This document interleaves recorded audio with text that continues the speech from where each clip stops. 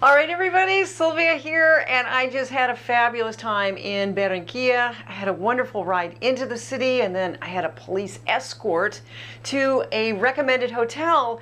You know, when I arrived at the hotel, I was really surprised to find that it was a five-star. I mean, typically five-star hotels are well beyond my budget, and I think it's unusual to have a recommendation of a five-star without at least giving you fair warning. And you know, this was one of these grand hotels in, the old style, elegant, classic, lots of staff there at the entrance. And I thought, you know what, why not just check it out? See how expensive it is. It'd be kind of fun to know anyway. And so I went to the front desk, and they had two different levels. The lower level was like $55, and then the next level up was $65 a night. And I was like, well, I can afford that. And then it occurred to me that I'm turning 60 in like 2 days. So yeah, I'm going to upgrade to this nicer room and celebrate in style. And so I did. I got checked in for 5 nights. And you know, this is one of those hotels that's like, it's old and classic, and there's wonderful architectural details, and there's, a very attentive staff.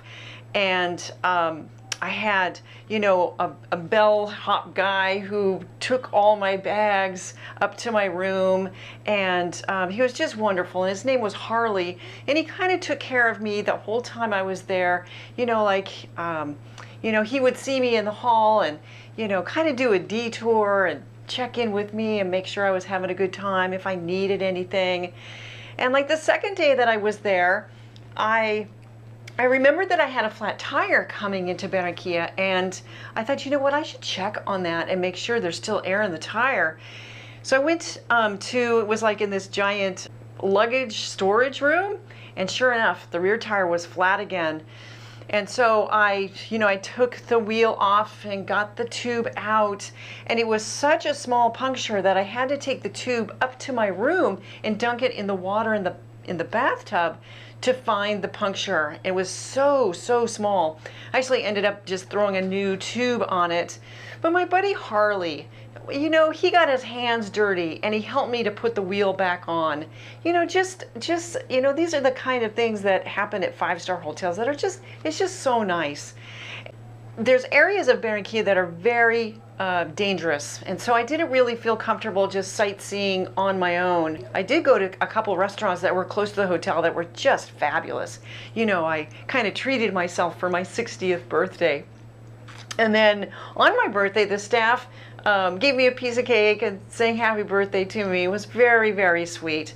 And after 5 days, I got packed up, and Harley was there again, getting my bags down to the curb, taking Myrtle out, and a lot of the staff was there to, kind of give me a farewell and send me off, and it was just lovely.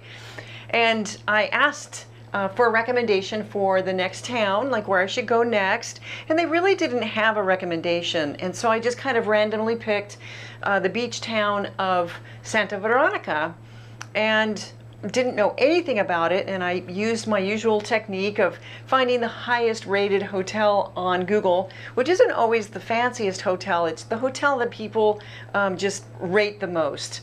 And it was just lovely. It was right on the beach, and it was only $24 a night. It had everything I needed, and it turned out that this was a kite surfing town. And most of the people that were staying at the hotel were from Europe. They were German, Dutch, Swiss, and these are people who travel the world kite surfing. And I've never been very close to this sport, and it's a sport that takes a great deal of skill and strength, and it was just really fun to see people, out, what all the preparations that were necessary, and, getting up on the board, and, some people were more beginner, and then some people, just huge air, like they were flying very, very high in the air and doing flips and fancy moves, and oh, it was fabulous.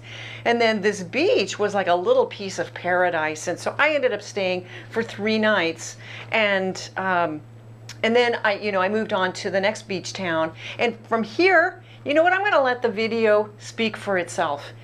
And as always, thank you for watching and following along.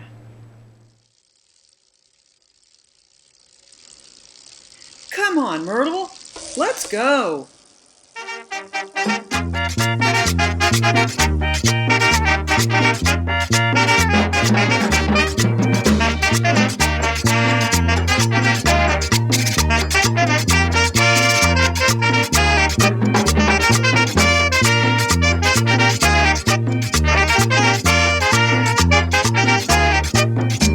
Que yo sin ti estoy acabado, como estoy enamorado, te alejas de mí.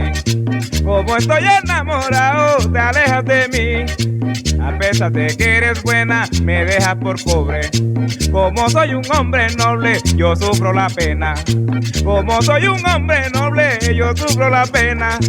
En el cañaguate está mi martirio. En el cañaguate está mi martirio. Negra buena me olvidaste y yo no te olvido. Negra buena me olvidaste y yo no te olvido.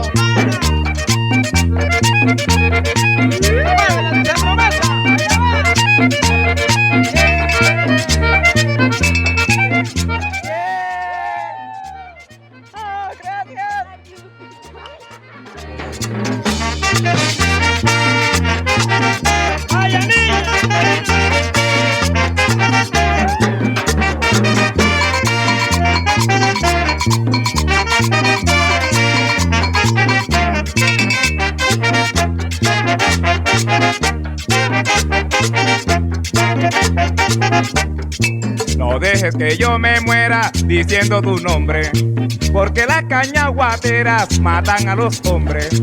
Porque las cañaguateras matan a los hombres. Como sufro yo me quejo, tu amor me condena. Cuando cruzas la frontera y te vayas lejos. Cuando cruzas la frontera y te vayas lejos. Qué pena tan grande, perdí la razón. Qué pena tan grande, perdí la razón. Porque allá en el cañaguate dejé el corazón. Porque allá en el cañaguate dejé el corazón. Where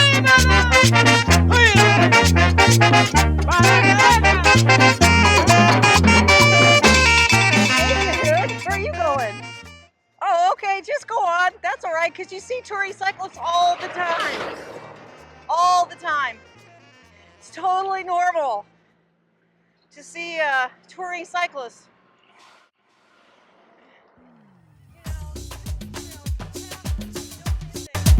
¡Mira qué rico!